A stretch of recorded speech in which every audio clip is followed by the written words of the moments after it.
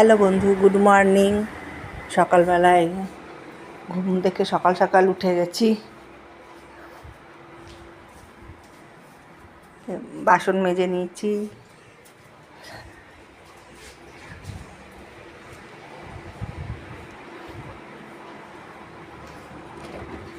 তারপর ফ্রিজে জলও রাখা হয়ে গেছে।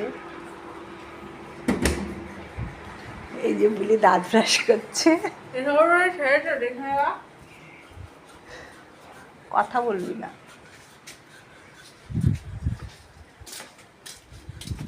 ঠাকুর ঘর মোছা হয়ে গেছে। তারপরে এই যে